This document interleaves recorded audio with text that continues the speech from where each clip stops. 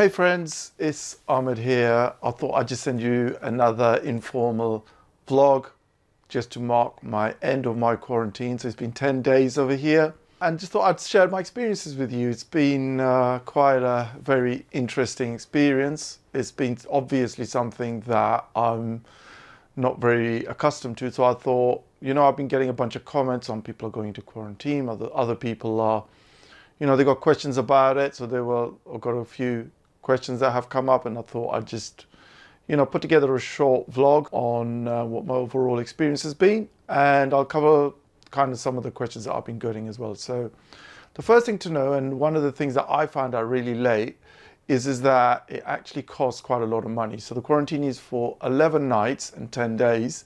And when you arrive, they say, today is day 0. And you're like, oh God, okay, all right. So it's £1,750 for a single person. Now, if you're a family, then there's additional discounts. So as you get more and more, and for kids, there's smaller discounts as well. But, it's a fair chunk of change, right? And so if you do end up having to go on quarantine, like if you have to go to a country on the red list, then you need to make sure you factor that into the overall cost as well. So that's one thing that I thought I'd let you know. Now, what is the actual cost? Now I'm in the Renaissance Hotel outside Heathrow. So what they've basically done is, I know they've done it around Heathrow. I suspect they've probably done it around Gatwick as well. But certainly around Heathrow, what they've done is they've taken about 2 or 3 different hotels that are around Heathrow. And what they've done is they've kind of just taken them over completely. So these are like kind of, I don't want to call them, but they really are like kind of COVID hotels, right? Now that sounds pretty bad, and you might be worrying, oh my God. And this is one of my anxieties as well. I was like, oh my God, I'm pretty sure I'm negative, because obviously we have a test before we get on the flight. Am I going to actually end up catching COVID in the hotel, right? And so that was my worry.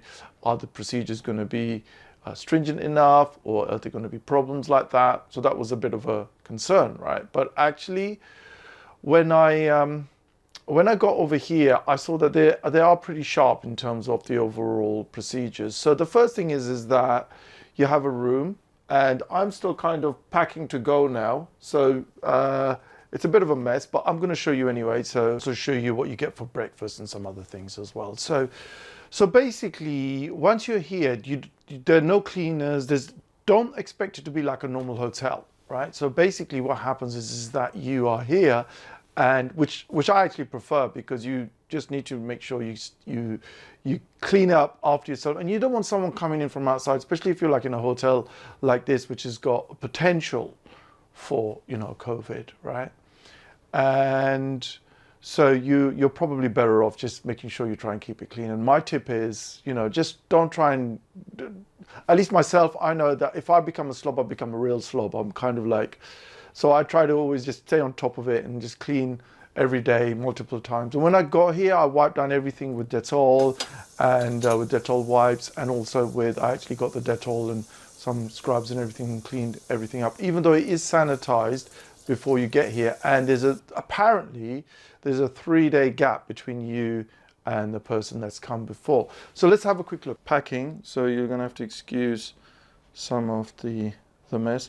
So if you look over here, you see I got my own sheets, which was quite nice. I felt really comfortable then, because it's like I brought my own sheets over here. I knew I'm going to be here 10 days, and I kind of prepared accordingly, right? And so I was lucky, because I asked the lady at reception to give me a large room, because I'm like, I've got to do training, and I've got courses and other things to do. So do you mind? The Wi-Fi was really good. I had no problems accessing the Wi-Fi, and so that was really pretty cool. Let me just show you. So you get this kind of tea stuff over here. You get a lot of stuff. You can't stop the food though, right? So it's kind of like, I was like, there was a lot of extra food that comes, and you can't stop it apparently. At least I tried to stop it. I wasn't successful anyway.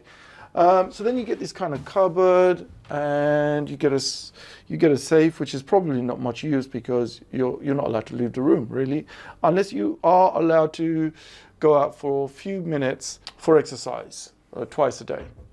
So you got that. the thing that was a lifesaver was the fridge. Okay, so the fridge, I don't know now what I'm going to do with all of this food. I'm probably going to end up having to just throw it, which is, I really hate doing that. Most of it's kind of finished now anyway, but still, there's still, like, you know, you can see there's still a bit of milk there. There's still a little bit of juice there, so I'm probably not going to take it just for safety reasons. Yeah, so the room, I think I was happy with the room and everything. In terms of the food, let me give you an example of what kind of breakfast we've got. So we've got a breakfast over here. So now I didn't really eat the breakfast, if I'm honest with you. So this is, look, if you look in here, this is what you can actually see what it comes like, right?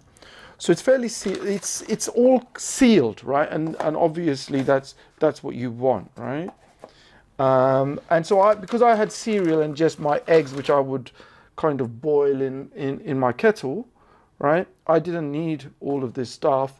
And so I just tended to avoid it. I tried to get them to stop it, actually. I said, can you stop this? Because I really feel uncomfortable with all of this food getting wasted. Sorry, we can't stop it. It's a legal requirement. We have to do it. And I'm like, oh, okay. Anyway, now I don't know if that is 100% true or not, but I have to take their word for it. So anyway, so that's basically the kind of food that you actually get. Not bad, but I would say that it's good food, but I would say that it's not warm enough. And I can't really blame them for that, if I'm honest, because actually, if you think about it, it's pretty kind of impossible to try and get all of everybody's food out at the same time. And so, it's a bit of a challenge there, so I've got some sympathy for them. Actually, overall, how would I rate it? I'd say it's pretty good. I mean, your mindset is going to have to be the right mindset, right? I mean, my own self, I was like, you know what? I've never done this before. I'm going to take it as an opportunity to do a little bit of relaxation. I'm going to take it as an opportunity to get a couple of videos like this and some other of my videos, my PI Planning for Beginners series videos and some of my tips videos as well. I had some work to do with some clients as well. I did some of that. I did some meditation, some relaxation and some prayer and some other things. And it was just like it was a very different experience. It got me to gave me the space to reflect. So one of the things I was really keen not to do was to try and fill up the time with kind of like, Netflix videos and other things. So I was very careful not to do that. But again, it depends upon what your style is, right? So for me, overall, I kind of walking out very positive experience. I got a couple of comments and I got started to feel some anxiety from some of the people. And I would say personally, my own experiences is that just come in here, be positive. If you can try and negotiate yourself at the front desk with a good room, that's gonna pay dividends, right? I think just keep your mindset really positive, and try and look at this as an experience that is something we have to do as kind of our social duty, right? I mean, if you think about what the alternative is, the alternative is not going to be very cool, right? Because the alternative is basically we all have to keep going down into shutdown, right? And that's not a viable or sustainable approach, right? So I think, when certain countries do get on the red list, then, we're all probably going to need to get into quarantine at some point. Let's hope the virus kind of dies away, kind of like the Spanish flu does. But, who knows, right? What's going to happen about the future. And there could be something else that comes out as well.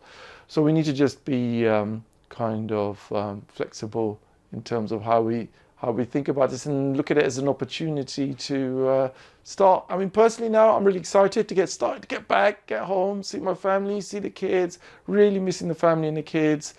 It's been probably a couple of weeks now because I went away to get to help treat my dad. So it's been quite a long time, but I'm also leaving with quite a positive frame of mind. If I was to rate them, I'd say probably 4 out of 5, 5 out of 5 stars. I don't know, 5 out of 5 stars probably not, but probably 4 out of 5 stars. I kind of think they're doing their best, I suppose. Yeah, I suppose so. They're probably doing the best that they can. So I'm like, okay, fair enough. I think they've done a pretty good job. I'm just glad to get out of here. You know what? I'm going to think about, let me know if you think, you find these vlogs useful. Obviously, it was a bit of an event, so that's why I put these 2 vlogs together.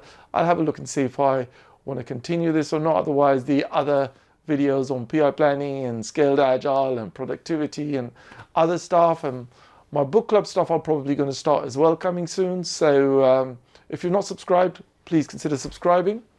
And you know, if you are going to quarantine, best of luck, and be really positive about it. I think you'll be absolutely fine, and don't stress it. It'll be all good. All right. I hope you find it useful, and take care, and speak to you soon. Bye.